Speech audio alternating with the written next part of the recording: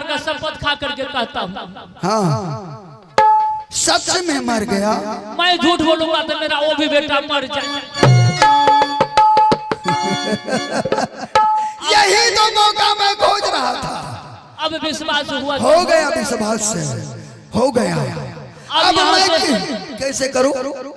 यहाँ से राजमहल पर चले जाओ। अच्छा वहाँ कोई नहीं है, कोई नहीं है। और जो जूती के ठोकर मारी थी, हाँ उसका दोला उठा कर ले आओ, उसको पटरानी बनाओ। अरे उस हरामजादी को मैं कैसे छोड़ सकता हूँ? और उतना ही नहीं, 101 बेटा है। हाँ उससे विवाह कर लो, 102 बेटा कर लो। क्यों नहीं? अब मैं जाऊँ यहाँ से? क्योंकि मैं संतुष्ट भी नहीं है। जाइए आप आगे, मैं आ रहा हूँ। मैं यहाँ से जा रहा हूँ। हाँ हाँ जाओ। मैं जा रहा हूँ। ठीक है जाइए। ठीक है, मैं जा रहा हूँ। ठीक है जाइए। राम कसम, राम कसम।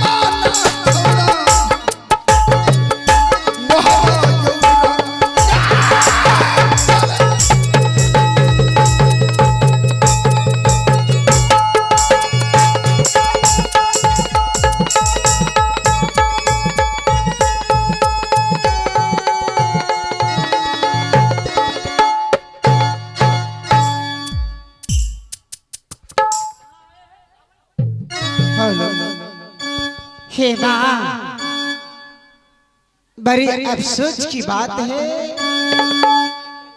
क्योंकि ना जाने राज मोहब्बा में कोई नहीं बचा है अभी। लेकिन माँ, देवर जी की साथ साथ सती फूला भी चली। दोनों बालक मेरे पास रहते हैं। कोट छई उदासी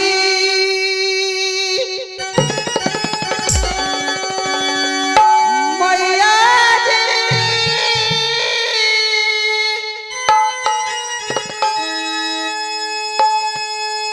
मोहबा गैया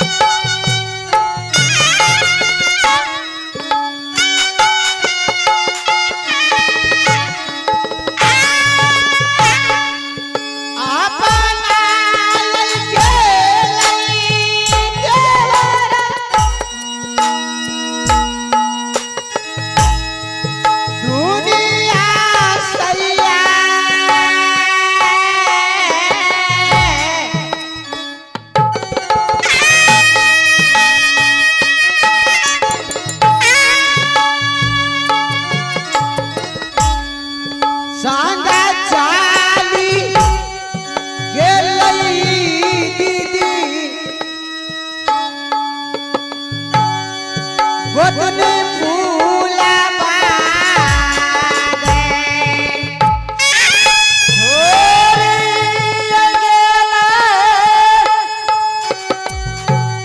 देवर जी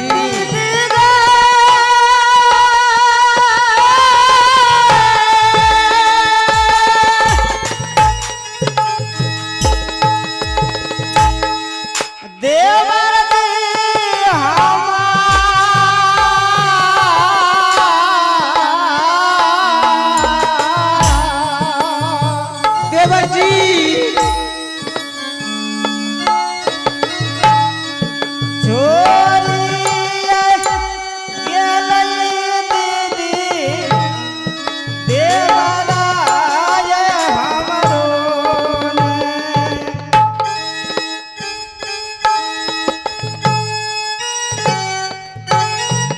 मुझे छोड़ करके देवर जी चली गई, साथ में गोतनी फूला भी चली गई।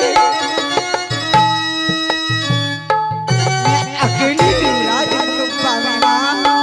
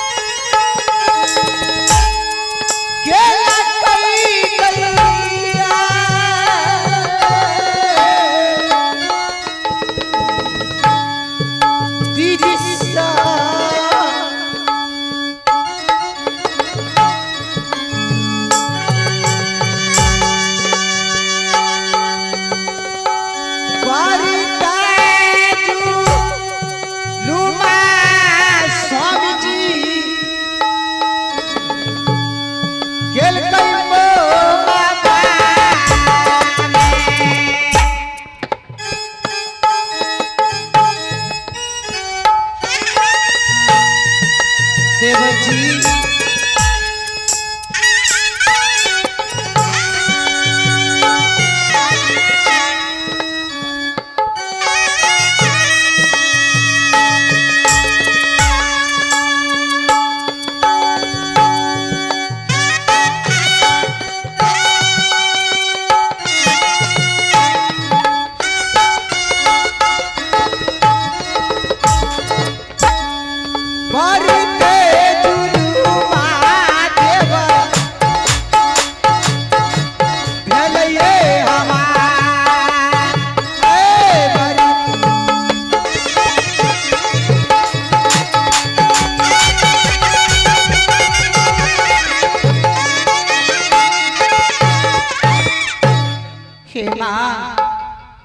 इस समय मैं अकेली रहती हूँ राजमुकुबा में, लेकिन माँ रही रही याद आती है गोतनी फूला और देवर जी का। दुनिया